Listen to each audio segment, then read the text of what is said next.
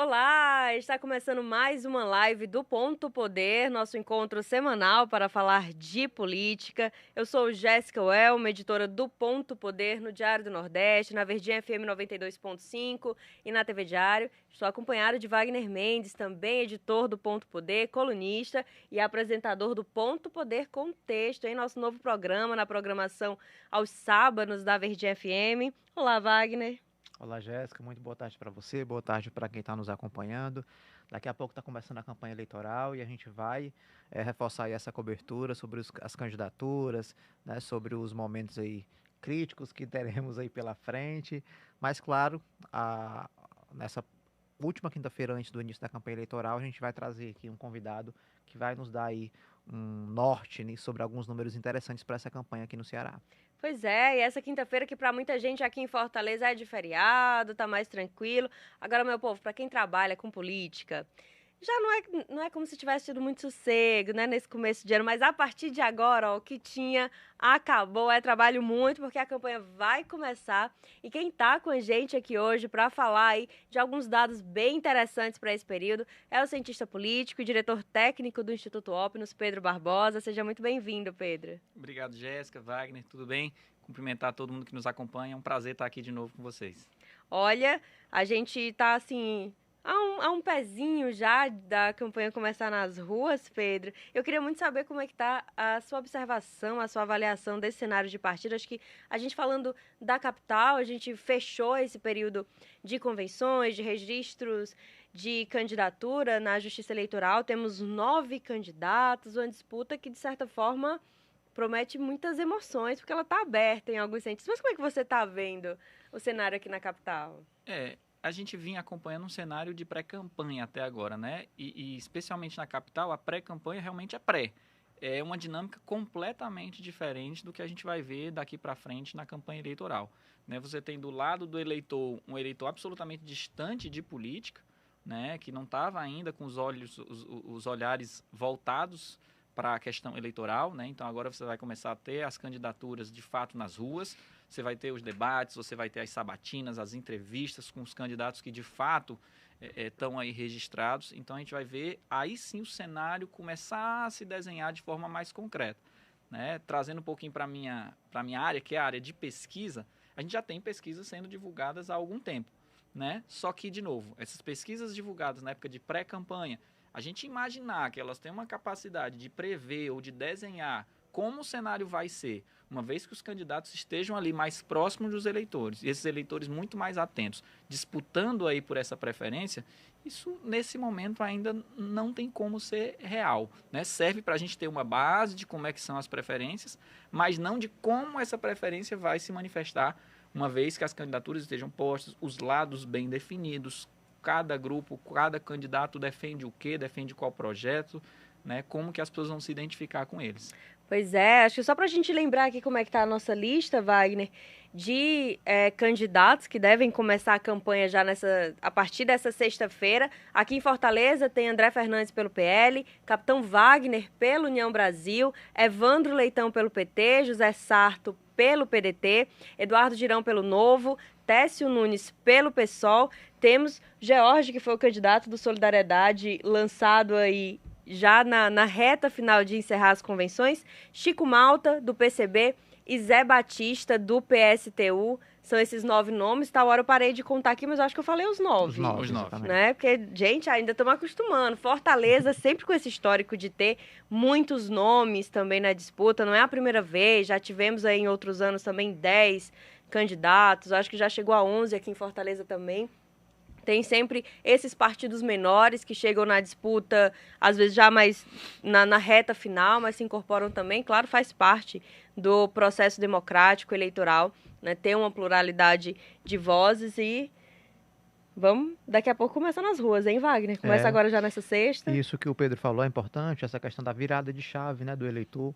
Ele acaba aguardando ali, esperando aquela propaganda de rádio e TV começar para ele se sentir numa campanha eleitoral, né? E aí começa a campanha, começam as discussões e disputa eleitoral, processo eleitoral, cada disputa tem a sua identidade, né? Muita coisa do que pode acontecer ali no meio do caminho e mudar ali as perspectivas, né? Mudar o favoritismo. Então, uma disputa eleitoral ela é sempre muito incerta, né? Não existe ali um ingrediente ali certo de que vai funcionar, de que vai dar tudo certo. Vai depender ali do humor do eleitor, né? Ao sabor ali dos acontecimentos, das surpresas, tudo pode acontecer. Pois é. E, gente, vamos começar a falar da pesquisa. Tem algumas perguntas que elas vão aqui entrar na nossa conversa, da nossa live de hoje. O Instituto Opnus fez uma pesquisa com alguns pontos bem interessantes. A gente vai falar de algum deles, inclusive quando a gente está falando de escolher um candidato a vereador. O que é que mais importa para as pessoas? Um candidato a vereador, indicar um nome de um candidato a prefeito, será que importa? Será que muda o voto que o eleitor já estava pensando em dar? O quanto influencia? A gente está sempre falando aqui de bancada de vereadores, qual partido tem mais, mas o quanto que a galera está realmente pensando em considerar essa indicação? A gente vai falar de tudo isso. Essa pesquisa do Instituto Opnus foi realizada do dia 1º ao dia 6 de agosto de 2024. Numa população de 16 anos ou mais aqui no estado do Ceará. Foram 1.700 entrevistas, a pesquisa tem margem de erro de 2,4% sobre os resultados totais da amostra, né? E a coleta de dados foi feita pessoalmente nos domicílios, todo um trabalho minucioso que o Instituto Opnus faz. Isso é bem importante de a gente pensar sempre nesses detalhes de como é a coleta, como que é feita a pesquisa, Pedro, isso é bem importante. Eu acho que vale a gente falar isso agora para quem nos acompanha, né? Com certeza, né? São questões de bastidores que, quando a gente vê o resultado final, a gente não tem como saber, aferir a qualidade dessa informação, né? Se tem uma coisa que a gente tem hoje no nosso mundo, é abundância de informação, né? Então, essa credibilidade da fonte, ela é fundamental para a gente poder fazer análise e tentar estudar o cenário a partir dessas informações. Então, essa construção dessas pessoas entrevistadas é feita de uma forma muito minuciosa, seguindo, de fato, uma metodologia científica, já que comprovadamente tem a possibilidade de me dar a segurança de dizer que esses 1.700 entrevistados, de fato, são representativos de uma totalidade da população cearense, né? Então, não são 1.700 pessoas entrevistadas de forma aleatória, ou todo mundo no mesmo canto, todo mundo da mesma idade. Não, a gente tem esse cuidado de ter um recorte regional, então todas as regiões do estado do Ceará estão representadas. Todos os municípios, de acordo com o seu porte, municípios de grande porte, médio porte, pequeno porte, todos estão lá. Zona urbana, zona rural está lá. Né? Pessoas mais jovens, adultos, pessoas mais velhas, homens, mulheres. Né? Então, todos esses perfis, essa pluralidade que nós encontramos na sociedade, a pesquisa precisa refletir essa pluralidade. Isso que vai nos dar a segurança de entender que esses dados que a gente está conversando, que a gente está analisando, que a gente está usando para entender a realidade, são de fato seguros. Isso. E, Pedro, uma das primeiras perguntas que a gente tem nessa pesquisa é o que é mais importante para escolher seu candidato a vereador. Meu povo, aqui nos resultados nós ficamos assim: 40% dos entrevistados disseram que são propostas e ideias que esse candidato a vereador defende. 16% ressaltou o histórico da pessoa e seu passado político. 15% indicação de algum amigo, familiar, de confiança. 7% pontuou que ser indicado pelo prefeito ou pela prefeita atual importa na hora de escolher um candidato a vereador. O partido, para 6% dos entrevistados, tem relevância e 4% é relevante ser de oposição ao prefeito atual, 12% não sabiam, não responderam. Agora, tem aqui uma pegada no geral de um voto que é mais ideológico para o legislativo. Nós já reparamos nesse movimento, por exemplo, em 2022, aqui no Ceará, nós tivemos o Elmano de Freitas do PT, sendo eleito em primeiro turno para governador do estado, mas os líderes de votos no poder legislativo aqui no Ceará, que foi André Fernandes para deputado federal e Carmelo Neto para deputado estadual, eram de uma ideologia oposta. E ficava todo mundo... Como é que funciona esse voto? A pesquisa ela mede um pouco isso, mas ela traz também como isso muda pela idade, por outros aspectos, né, Pedro? Sim, com certeza. É importante aqui a gente compreender o que é que leva uma pessoa a escolher o candidato, né? E aqui, o que é que a gente precisa? O que é que o candidato precisa criar com o eleitor? Alguma forma de identificação. O eleitor precisa se identificar com aquele candidato por algum motivo, né? E aqui o que é que a gente entende? Que a maioria das pessoas procura se identificar com esse candidato a partir das propostas e ideias. né? E aí esses candidatos que a gente chama de ideológicos, né, que são mais ligados a determinadas causas ou determinadas pautas políticas, por exemplo, um candidato especificamente de direita, um candidato da igreja evangélica ou da igreja católica, um candidato da causa ambiental, causa animal, né, que seriam esses chamados ideológicos, são candidatos que são facilmente identificáveis. Então as pessoas que têm preocupação com aquela causa imediatamente se direciona para aquele candidato. Porém, nós temos outro tipo de candidato, que a gente fala propostas e ideias. Você tem candidatos que não são ideológicos, mas ele tem forte elemento de identificação, que é o quê? O elemento regional, o elemento local, que é o quê? O vereador de bairro, o vereador de distrito. Qual é a proposta dele? A proposta dele não é a causa animal, a proposta dele é melhorar a vida das pessoas daquele bairro. É melhorar a vida das pessoas daquele distrito, daquela localidade. Então, ele é um vereador de nicho, assim como aqueles, só que não é um nicho ideológico, é um nicho local. A preocupação das pessoas é que reflete essa identificação com o vereador. A minha preocupação é o quê? Com a infraestrutura do meu bairro. Então, eu vou ter uma tendência de me identificar mais com o vereador que eu enxergue que luta por essa causa que eu estou preocupado. A minha causa é a melhoria da condição de vida no meu bairro. Já um eleitor, talvez, de um outro bairro que não tenha tanto essa preocupação, pode dizer, não, a minha preocupação é a causa animal, porque eu percebo que é uma necessidade hoje na minha cidade. Então, ela vai buscar um vereador que tenha essa pauta dentro do que ele defende naquela eleição, né? Então, a gente percebe que essa identificação é o ponto principal que as pessoas colocam. Por quê? Porque a gente vê, tem outros elementos, como o histórico do candidato, a indicação de algum amigo ou um familiar. Esses seriam mais elementos que dão credibilidade ao candidato. Por quê? O candidato chega lá e diz uma proposta. O Wagner chega lá no meu bairro e me diz, olha, eu proponho isso aqui, isso aqui, isso aqui. Eu vou asfaltar, vou trazer uma creche. A Jéssica chega, eu também vou asfaltar, eu vou construir um posto de saúde. Só que eu vou olhar os diferenciais. O que é que credibiliza a Jéssica? Olha, meu pai chega e me diz, não, a Jéssica eu conheço, desde pequena ela mora aqui, ela conhece a realidade do bairro. Aí eu vou olhar o histórico. A Jéssica é uma líder comunitária, ela já conseguiu trazer projeto aqui social para o bairro. Então isso dá credibilidade. Então eu enxergo. A Jéssica que está trazendo essas propostas é alguém que tem credibilidade. Eu acredito que ela vai fazer isso, porque ela já tem um histórico de trabalho, porque as pessoas conhecem ela e estão me dizendo que ela faz isso mesmo. Então é um elemento que qualifica o candidato para o eleitor. Tudo isso vai compondo, né? É importante. E aí para o candidato, ele não lê isso aqui como algo absoluto ou fatores independentes. Eles se somam. O eleitor ele vai fazer essa escolha a partir da soma de vários fatores. No final das contas, o que mais importa está aqui. É a proposta e a ideia, ou seja, é o quanto eu me identifico com esse candidato. A preocupação dele é a mesma que a minha preocupação? Ele vai defender o que eu quero? Então, esse é o principal elemento. Agora, Pedro, tem um trecho aqui, né, um recorte da pesquisa que fala que o partido dele, né, o voto de legenda, 6%, é um índice até interessante, porque aí é aquele eleitor que tem a ideia do partido como um projeto, né, o partido não só como uma legenda que você se elege, mas o partido com ideias, né, com projetos, né, com objetivos muito claros e específicos. E aí aquele eleitor ele se identifica com esse partido. Até porque, na prática, você vota no partido, o partido conquista as cadeiras e os mais votados daquela legenda, eles acabam sendo eleitos, né? Então, queria que você comentasse essa perspectiva, né, desse eleitor, que aí ele já indica o partido, né? Ele confia nos candidatos que aquele partido deliberou para essa disputa municipal e aí deixa ele na mão do partido se resolver, porque cada nome ali que foi indicado, ele tem a plena confiança de que vai seguir os preceitos Sim. dessa legenda, né? Historicamente no Brasil a gente percebe o quê? Esse voto de legenda, ele tem sido uma estratégia de partidos de esquerda, né? Se a gente for observar os resultados eleitorais das eleições recentes, e até passadas já há bastante tempo, desde a redemocratização, a gente vai encontrar principalmente votos de legenda em partidos como o PT, como o PCdoB, mais recentemente como o PSOL. São partidos que têm talvez uma ideologia um pouco mais definida. E talvez num processo mais recente, nós temos visto aí a direita ganhar um espaço muito forte e criar um eleitorado absolutamente identificado com esses valores que ela defende. A questão é que a direita hoje talvez ainda não tenha essa identificação tão forte enquanto um partido específico. Hoje está muito centrado na figura de uma pessoa, que é o ex-presidente Bolsonaro. E como já teve essa migração de vários partidos, hoje está no PL, e talvez aí seja o que está mais longevo, né?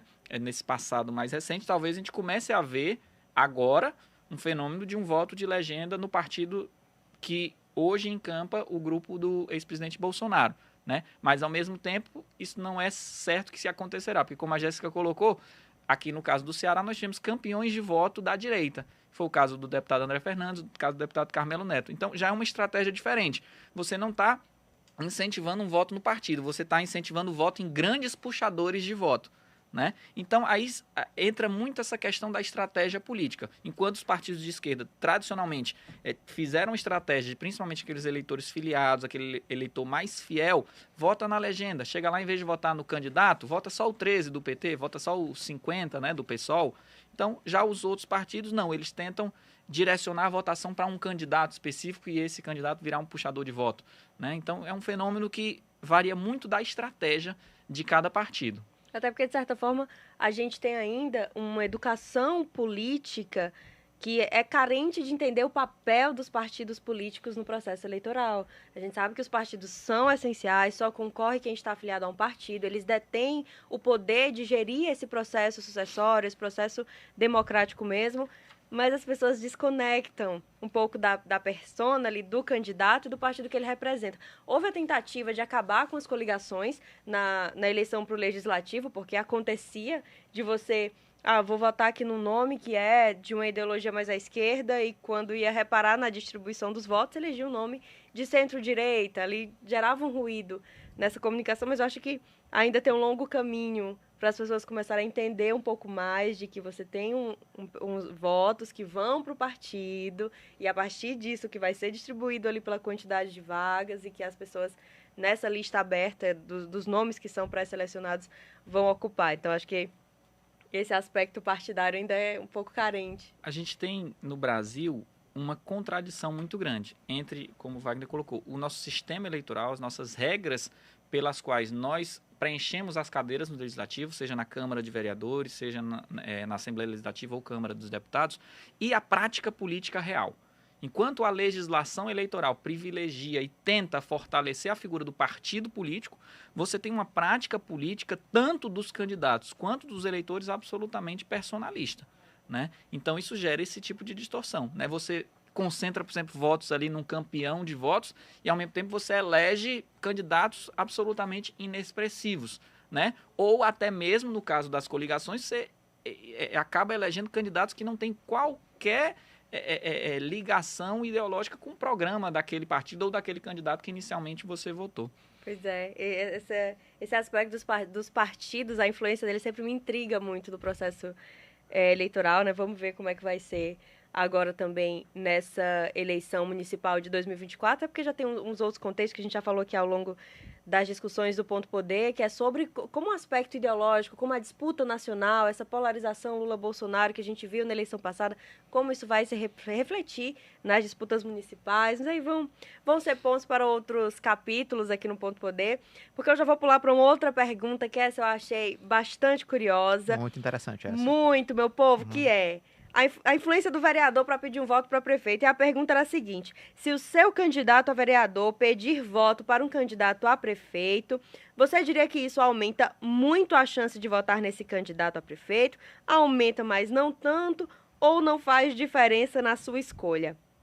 Pedro, eu jurava que isso aumentava. Eu não esperava o resultado, meu povo, que foi o seguinte: para 16% dos entrevistados aumenta muito, para 13% aumenta, mas não tanto. Agora, para 65% não faz diferença. E aí? Será que não faz mesmo? Boa pergunta. Será que não faz mesmo? Lembra que a gente falou logo que a gente começou o programa? A pesquisa quantitativa hoje, feita nesse momento frio de pré-campanha, ela não necessariamente vai conseguir refletir o que é que de fato acontece quando tem uma campanha na rua.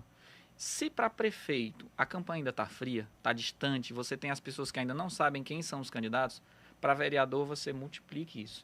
Né? A gente que acompanha a pesquisa no Ceará todo, e na verdade muitos municípios fora daqui também, quando a gente faz a pergunta, por exemplo, espontânea, onde não se apresenta o nome dos candidatos, eu pergunto: se a eleição fosse hoje, quem o senhor votaria para prefeito?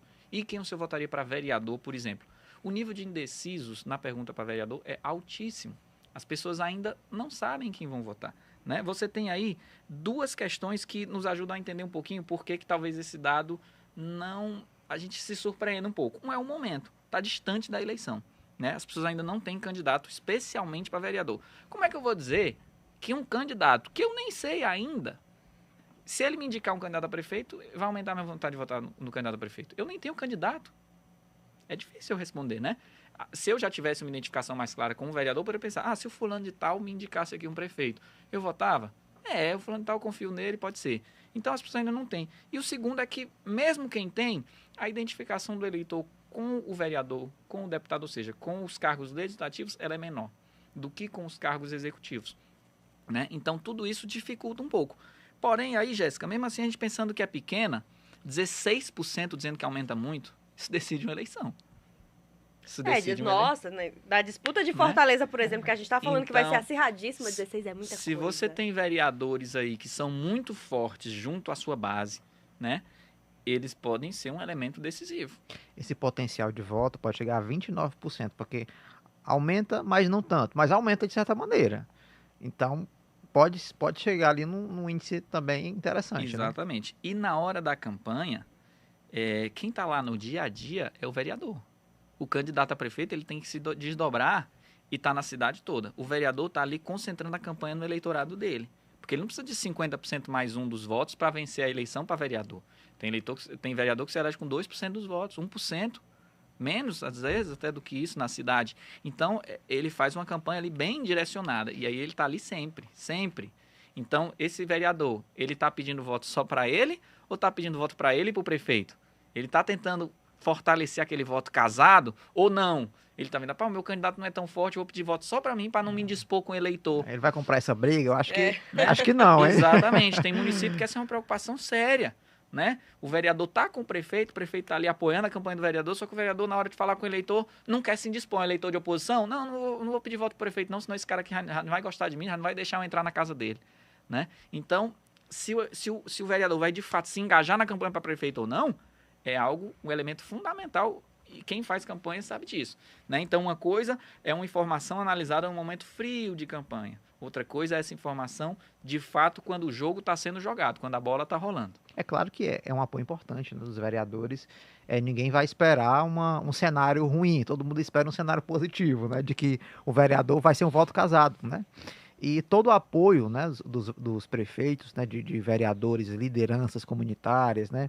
É claro que é bem-vindo, mas é um índice interessante esse 65% de que não faz diferença, porque tem vereador também que muda de lado, é eleito como prefeito, depois rompe. Se vice-prefeito rompe, imagine um vereador insatisfeito lá no interior, muda de lado, começa a criticar o prefeito. Então, ele muda, dificilmente pode também convencer o eleitor, né, de ir com ele, né, de seguir com ele. Então, particularmente, eu não acredito muito que eles vão comprar essa briga, não. Eu acho que tem um pouco também que a essa altura ninguém quer dizer que é influenciável. A galera tem um pouco de medo disso, de dizer que tem influência. Gente, a gente tem influência a todo momento, a gente está interagindo, estamos em sociedade, faz parte essa troca. Mas eu acho que principalmente em política, a pessoa quer dizer que não tem ninguém me influencia, eu escolho por mim, né? A gente diz que não tem ninguém que influencia a gente, né? Mas hoje em dia já é uma profissão, né? Influencer. Nossa, Então a gente é sabidamente influenciável, né?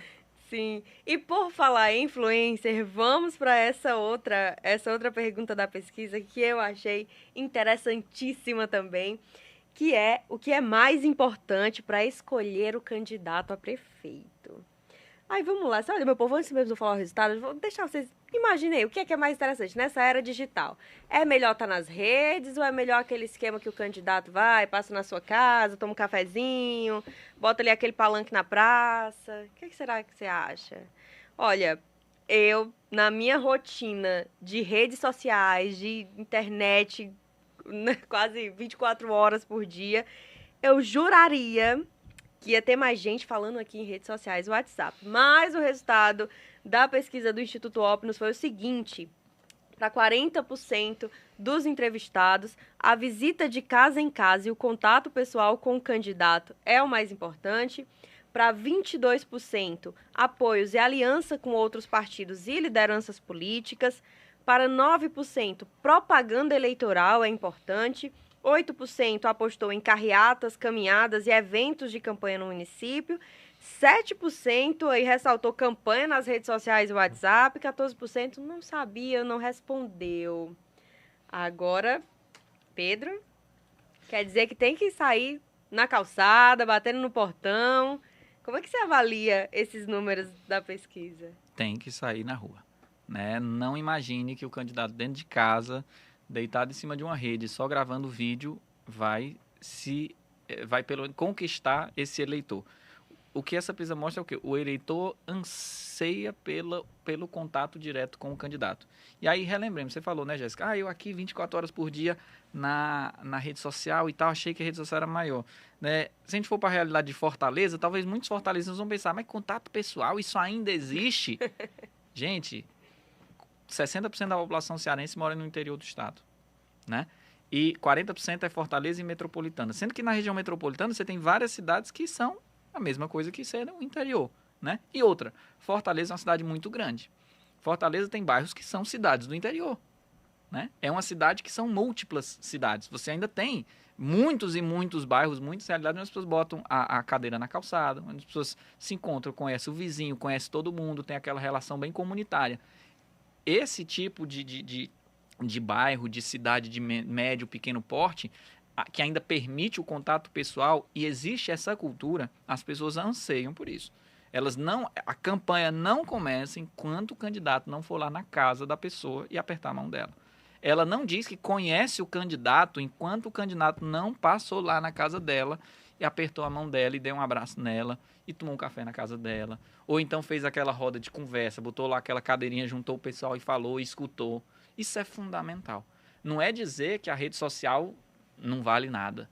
Vale e vale muito. É fundamental. É mais uma ferramenta, e uma ferramenta que hoje está disponível para todo mundo está com o smartphone na mão, tem conexão com a internet, né? Mas o contato pessoal, a gente está aqui, está muito claro. As pessoas dizem sem ressalvas.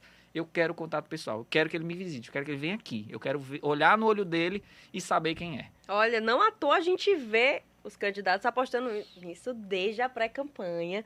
Todo mundo já sabe quando vai começar o horário de propaganda eleitoral gratuito, vai ter aquele vídeo do candidato de porta em porta. E Wagner, a gente está vendo que não dá para se confiar só nessa vibe de era digital e pós-pandemia, isso foi mais fortalecido. A gente começou a ver figuras políticas tradicionais, gente que está aí no 4º mandato numa prefeitura, já tinha lá mais de 60 anos, indo para a rede social, entrando numa trend, porque, claro, faz parte, mas ainda temos um eleitorado que anseia por esse diálogo. Se você alguns anos atrás, quando eu era repórter de política, que eu ia cobrir o primeiro dia de campanha, ou eu estava na Praça do Ferreira, aqui em Fortaleza, ou eu estava no Mercado Central, de manhãzinha cedo. Então, assim, geralmente o primeiro ato de campanha desses candidatos, né, prefeito, é em um local onde tenha muita gente. Circulação de um centro da cidade, Praça do Ferreira ali tem gente de vários bairros diferentes. Está indo trabalhar, ou está indo fazer uma compra,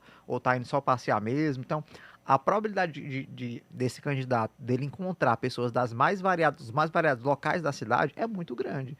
Então, assim, você vê que a gente não tem agendas ainda, né, dos candidatos que vão começar amanhã, sexta-feira, essa campanha, mas certamente, né, alguns ou a maioria vão iniciar essa campanha aí na aglomeração, no fundúcio da aglomeração. Com certeza. Pode esquentar o óleo para fritar o pastel, que todo mundo vai ter esse atrás momento, do vai seu. ter esse momento.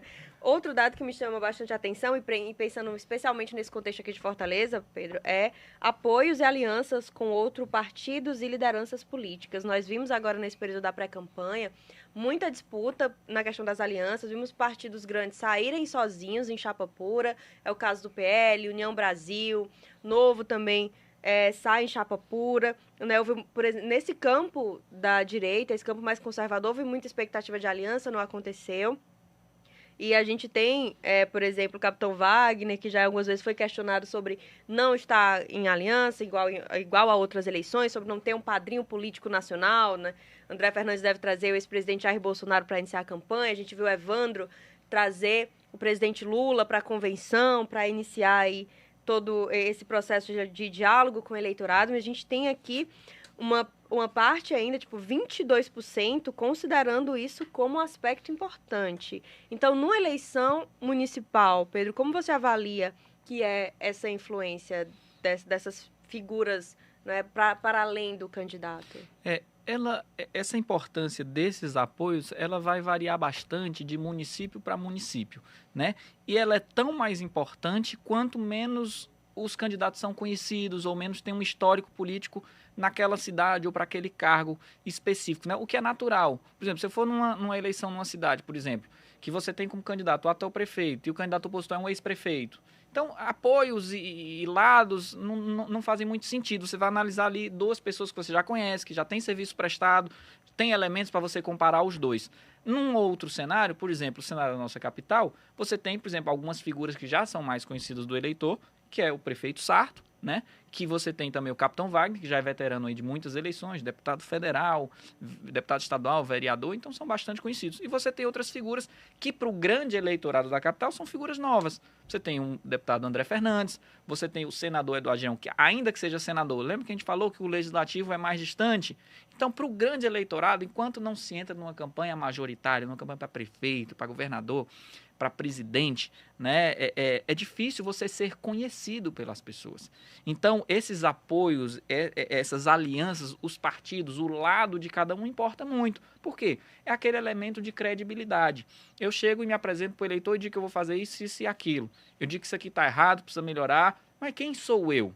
O meu partido, os meus padrinhos, eles chancelam aquilo que eu estou dizendo. Né? Por quê? Porque eu venho de um grupo. Eu tenho pessoas que já me conhecem. Você não me conhece, mas eles me conhecem.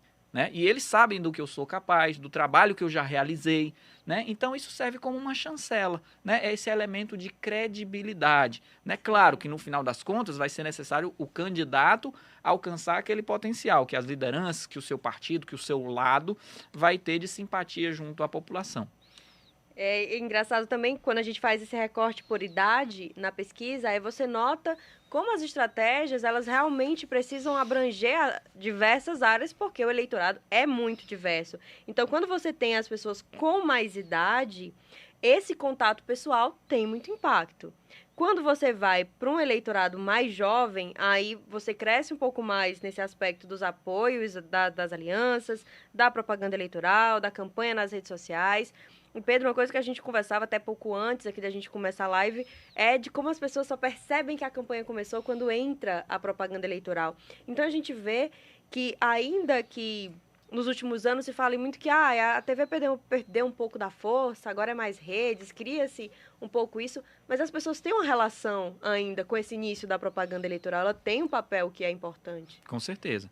Em cidades onde você tem o horário eleitoral, que aqui no caso será naturalmente Fortaleza é o mais forte, você tem a população que na cabeça dela só vai ter eleição, ela sabe que tem eleição quando começa a propaganda eleitoral, que ela está almoçando lá e entra uma propaganda de um candidato, ela está assistindo a novela dela e entra um spot durante um comercial, né? Então aquilo é o que passa a chamar a atenção. Ela vai pensar, esse ano tem eleição de novo, né, para prefeito. Vou ter que votar, menino, né? não sei nem quem é candidato, quem é este homem que está aparecendo aí na minha televisão, né? Então isso vai passar a chamar a atenção do eleitor. Então é isso que vai, inclusive, até direcionar o eleitor para buscar mais informações sobre os candidatos nas redes sociais, na internet. Ele vai buscar o site do candidato, o perfil do candidato na rede social e ali, quem sabe, é um mecanismo de ativar aquele eleitor para que ele possa conhecer melhor o candidato.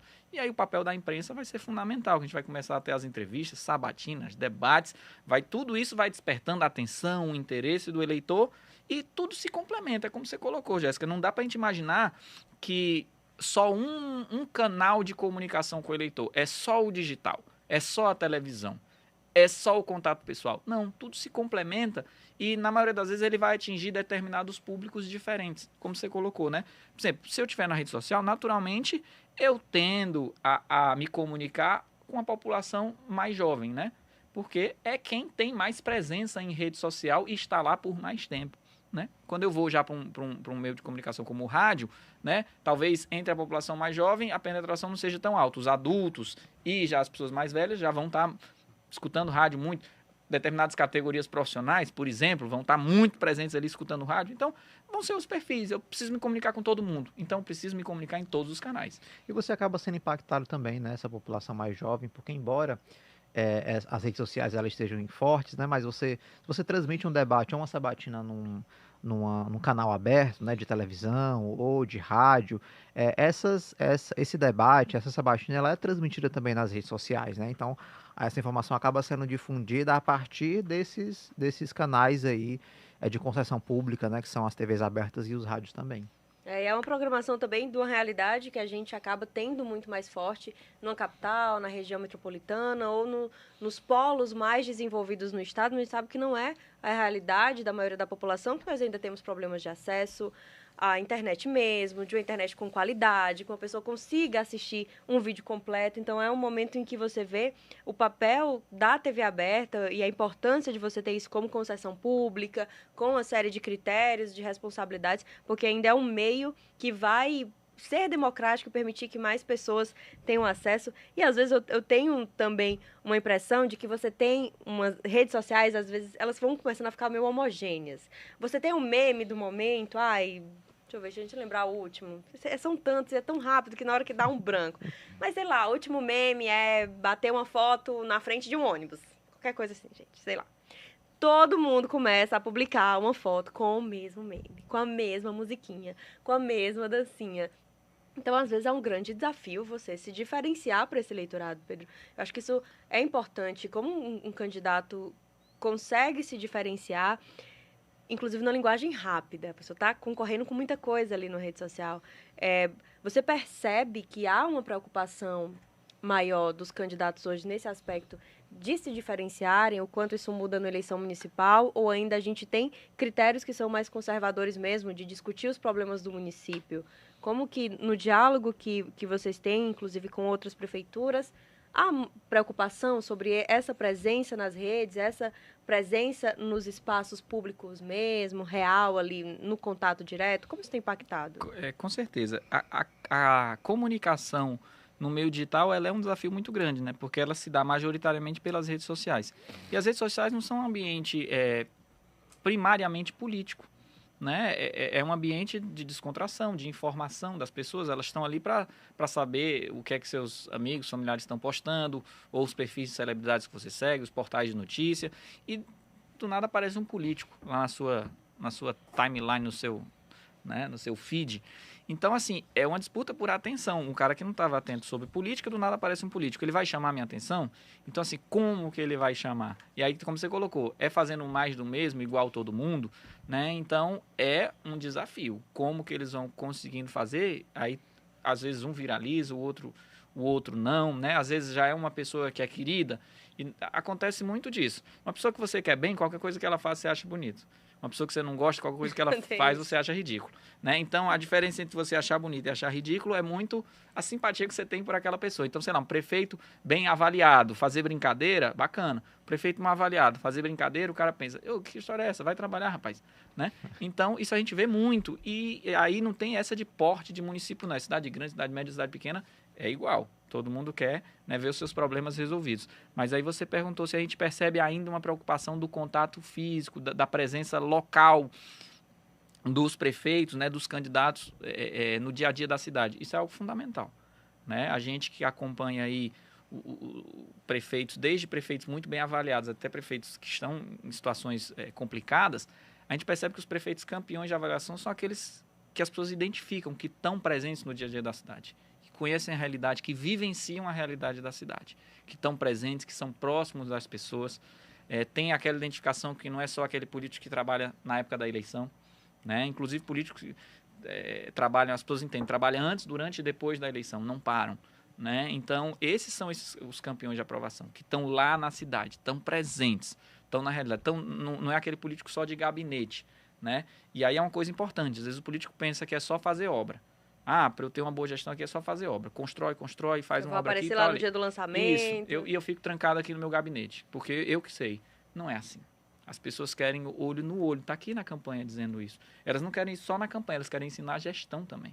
Elas querem conhecer o prefeito, elas querem saber que o prefeito se preocupa com o problema dela, que o prefeito foi lá para saber, para conhecer a realidade. Então, isso as pessoas valorizam muito. E é importante, porque faz diferença, né? As pessoas não querem só alguém que vai e me diga qual é a solução do meu problema. Eu quero ser ouvido. Eu quero dizer o que é que eu penso para a minha comunidade, para a minha localidade. Eu quero que você venha aqui conhecer, venha. O problema é esse, cobrar, né? Então, essa é uma realidade que a gente percebe que existe essa preocupação, né, da maior parte dos políticos. A questão é que, para alguns, a preocupação só vem bater na época da eleição. Aí pode ser que não dê mais tempo. Para muitos, não dá. Lembrei de um meme aqui, viu, Jéssica? Aquele que o gestor público vai olha fixamente para a câmera, aí surgiu aquela mensagem. Você que disse que eu não ia fazer, né? Estou aqui entregando uma estrada, estou aqui entregando um posto de saúde. Esses dias eu vi um gestor do interior fazendo isso, só que era aquela imagem numa estrada, disse, olha, você disse que eu não ia abrir essa estrada aqui, eu não terminei ainda, mas eu já comecei. Eu já comecei, ó. Tá vendo aqui como eu já tô entregando? Vale tudo pelo meme. Ou quase tudo, meu povo. Não é pra valer tudo, não, porque tem uns, ó. Pedro já trouxe aqui o dado. Não é sempre que vai funcionar. Se você já é um gestor bem avaliado, né? Quem tá ali já tem uma boa relação, pode ser que a galera, né, releve que a obra não foi feita. Tem que saber dosar, né? Tem que saber dosar. E agora a gente falando mais no aspecto de ações mesmo, a gente também levou aí nessa pesquisa do Instituto Opno algumas perguntas relacionadas às áreas. O que as pessoas esperam? Que saúde é uma prioridade, isso não é novidade para ninguém. Passa eleição e a gente está sempre trazendo alguns temas que se repetem, né? E saúde é inquestionável. Agora, quando a gente fala em qual é a ação mais importante, o que as pessoas pensam, né? Então, na pesquisa, 30% dos entrevistados disse que diminuir o tempo de espera para a realização de consultas e exames é a ação mais importante para o município. Para 27%, contratar mais profissionais, como médicos, enfermeiros. Para 20% dos entrevistados, diminuir tempo de espera para a realização de cirurgias é a prioridade. Para 10%, construir e reformar postos de saúde e hospitais. Para 9%, ampliar o acesso a remédios. Só 3% disse não saber ou não respondeu. Então, a gente vê, inclusive, como as pessoas sentem isso mais perto, Pedro.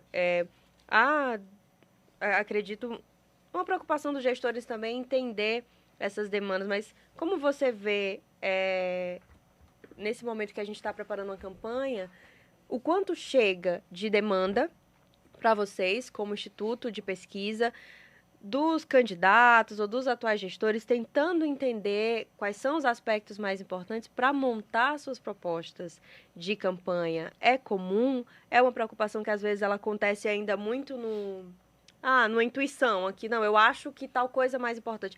O quanto as pessoas já se baseiam no dado e na escuta das pessoas? Porque isso aqui é escuta, né? Sim. Existe uma preocupação de ouvir, de fato, né? Isso é, por exemplo, quando os candidatos vão fazer uma roda de conversa numa localidade. É muito mais para ouvir das pessoas do que para falar, né? Um dado como esse, eu tenho certeza que não é surpresa para ninguém.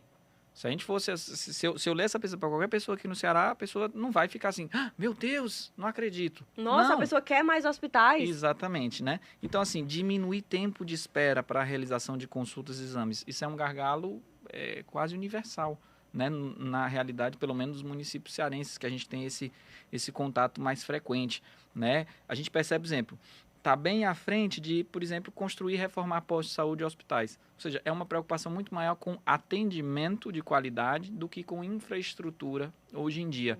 Até por quê? Porque você tem muitos casos em que a infraestrutura está subutilizada. Você tem postos de saúde que o horário de atendimento é restrito, porque não tem médicos. Você tem posto de saúde lá que já está em infraestrutura, mas você só tem médico lá quarta e sexta-feira. Você distribui 100 até tal hora porque não tem capacidade de atender. Quando um médico entra de férias, você não tem ninguém para substituir. Então, você tem um equipamento, você tem lá o hospital que tem só um aparelho para realizar determinado exame.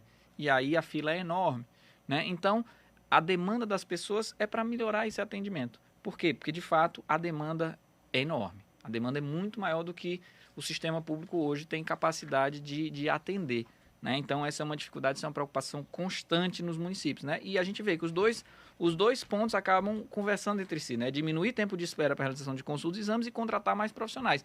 Uma coisa está relacionada à outra. Para você ter consulta, precisa ter médico, precisa ter profissional, né? Para fazer o exame, você precisa ter profissional qualificado, além do equipamento também para fazer esse exame, né? A gente vê, por exemplo, já ampliar o acesso a remédios, já está bem mais embaixo. Até porque é um problema que talvez seja um pouquinho mais fácil de resolver, até por conta própria. Tudo bem, você vai ter um gasto financeiro se eu precisar comprar o meu remédio e não tiver acesso gratuitamente, mas é mais barato que eu fazer um exame particular, que eu fazer uma consulta particular, né? Com exceção, talvez, aí de pessoas que tenham remédios que precisem de uma medicação controlada, mas pelo que a gente acompanha, na maioria dos casos isso acaba funcionando, essa distribuição de remédio funciona melhor do que, por exemplo, essa demanda de consulta e exame, que é muito grande mesmo, e é a dificuldade das pessoas.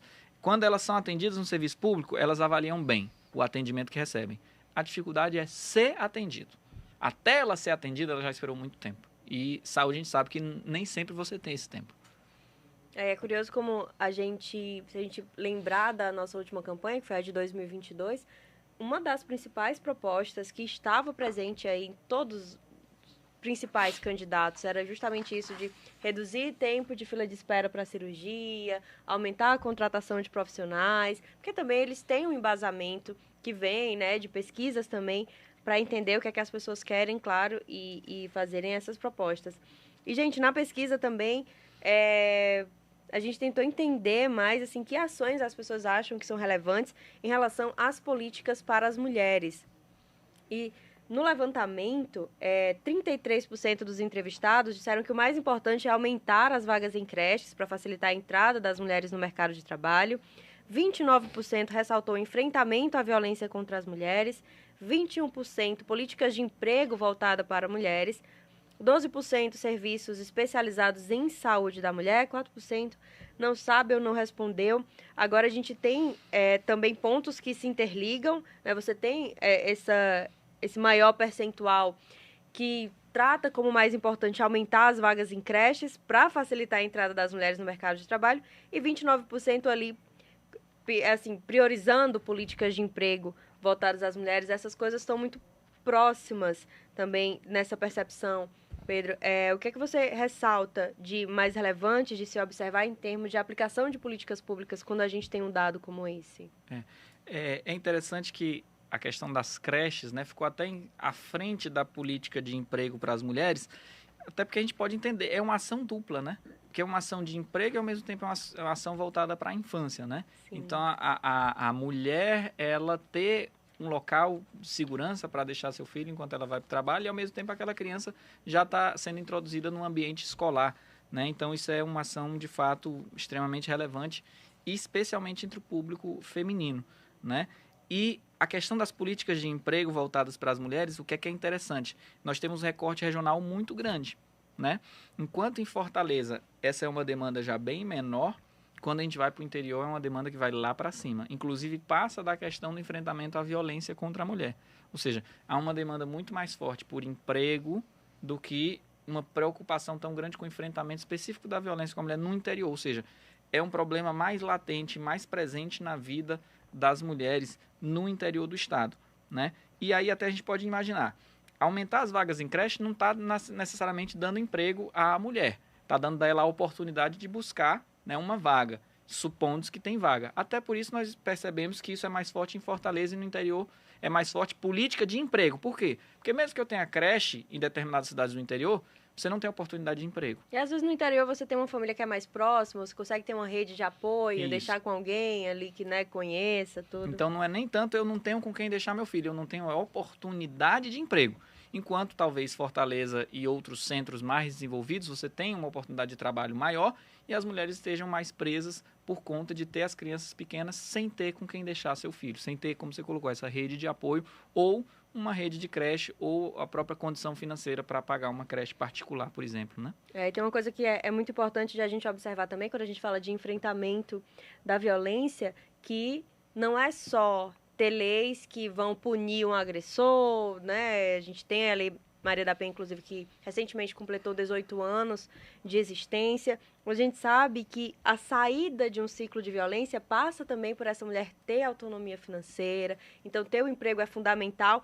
Novamente, a gente percebe como as demandas que as pessoas colocam, elas são interligadas. Não tem como você ser um gestor e olhar só para uma área sem entender que ele tem impacto na outra, né? Certamente, Jéssica. E essa questão das creches, né, que toda eleição a gente está falando sobre creches, né? Toda eleição municipal. Não é algo que é resolvido facilmente ou que os gestores conseguem prometer e entregar, né?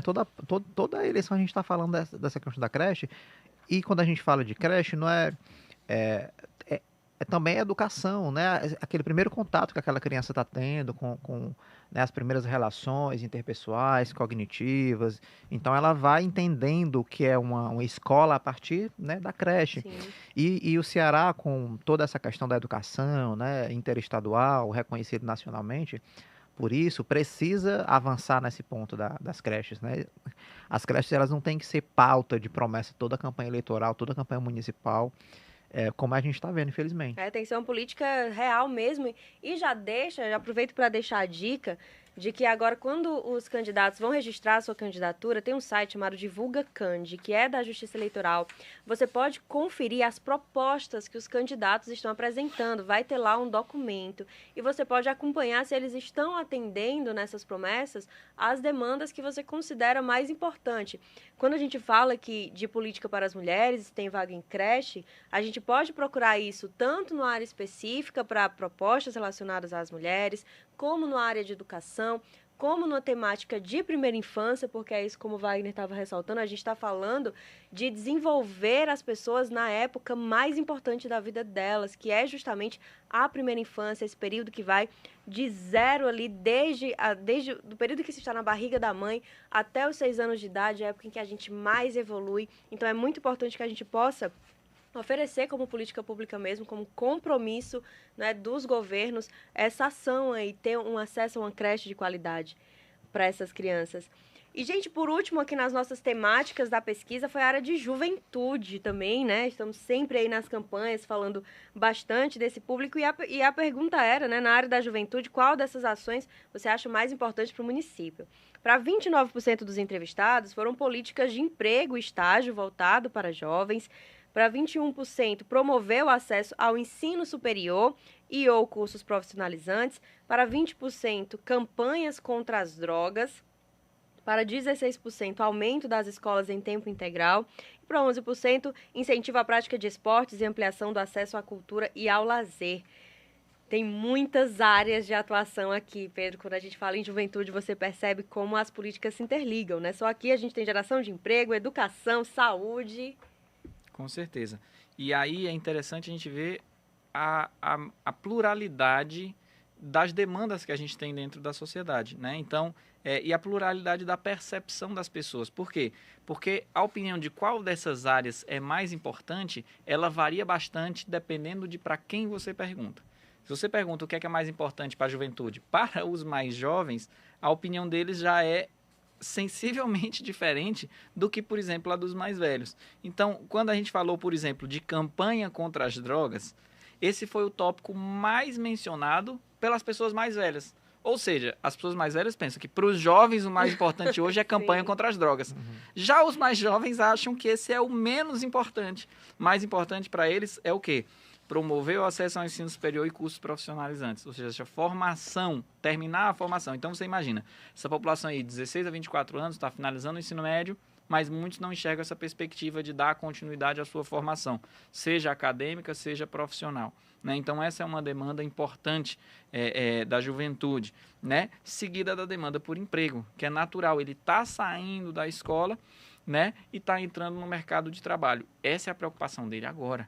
Entrar no mercado de trabalho. Então, ele precisa de política de emprego, política de estágio, né, para que ele possa entrar, né? Aí, por exemplo, aumento das escolas em tempo integral, já os mais jovens, até 24 anos, já não estão tão preocupados com isso. Ora, eu já saí do ensino médio e eu não tenho filhos ainda, né? Essa é uma preocupação das pessoas mais velhas, né? Ele pensa, não, pô, eu tenho meu filho aqui, pô, eu quero que ele estude aí numa escola bacana, que ele passe o dia lá. Inclusive, acaba se conectando com a política também de emprego, né? Porque você pensa, eu tenho um filho que está no ensino médio, poxa, eu sei que ele vai ter uma formação melhor se ele estiver na escola de tempo integral, muitas vezes já está associado a um ensino profissionalizante, né? Então, existe essa preocupação. E aí, de novo, também um outro ponto interessante, entre a população mais velha, quase ninguém citou o incentivo à prática de esportes e ampliação do acesso à cultura e lazer, enquanto os jovens disseram que isso para eles é importante, né? Então, também é importante você entender o que a pessoa quer para ela e o que os outros acham que é importante para ela. Isso é importante na questão da representatividade, né? Então, inclusive das mulheres, né? Poxa, se você só tem homens na política, você quer só que homens pensem o que as mulheres precisam, decidam o que as mulheres precisam, decidam quais as políticas importantes para as mulheres, né? Então, você quer que o jovem quer ser representado na política, poxa, tem pessoas que se identificam com esses valores, que compreendem de fato qual a realidade de ser jovem no seu município, no seu país, então é importante que tenha essa representação também dentro da política. Plural, né? Que você consiga agregar diferentes vozes e entender, porque seu olhar sobre a realidade do outro não necessariamente é o que aquele outro espera de mudança para a sua realidade. Isso é um ponto importantíssimo para quem é candidato, para o eleitorado também, quando vai avaliar as promessas, entender que não necessariamente porque é o que você acha mais importante, que ali vai ser a prioridade de aplicação, porque há momentos em que você precisa ouvir públicos específicos. Você não vai fazer uma proposta de política para as mulheres sem ouvir as mulheres e entender que essa aqui é a mais importante. Gente, muito interessante. Chegamos aqui ao fim, assim, mais detalhes dessa pesquisa estão lá no Diário do Nordeste, você acompanha lá tudo detalhado, tem mais falas do Pedro, explicando também alguns pontos lá, as reportagens que foram feitas pela nossa repórter Luana Barros. Nossa live vai ficando por aqui, mas próxima semana vai ter muito mais, porque essa campanha está só começando. Pedro, muito obrigada pela presença, pela contribuição, alegria recebê-lo. Muito obrigado, Jéssica, Wagner, um abraço a todos, um prazer revê-los. Wagner Mendes, vamos chegando ao fim. Claro, tem aquele momento do seu convite para o Ponto Poder Contexto. Exatamente, Ponto Poder Contexto, a partir das 9 horas do sábado, né, agora, segundo dia de campanha eleitoral, a gente vai receber o governador Elmano de Freitas para falar sobre campanha eleitoral. O Pedro também participa do programa, comentando também um pouco sobre essa pesquisa, e a gente vai falar sobre os municípios, algumas situações aí com candidaturas, aliás, com prefeitos em situações irregulares judiciais, que trazem ali dificuldades e ingredientes interessantes ali para a campanha eleitoral, a partir das 9 horas da noite, na Verdinha FM 92.5 e também nas plataformas de áudio. Convite feito, a gente vai ficando por aqui. Muito obrigada pela sua companhia. Na próxima quinta-feira temos nosso encontro marcado às 17 horas no YouTube do Diário do Nordeste. Espero por vocês aqui também. E vamos lá, a campanha está só começando e a gente vai estar atento para trazer informação de qualidade para vocês. Até mais.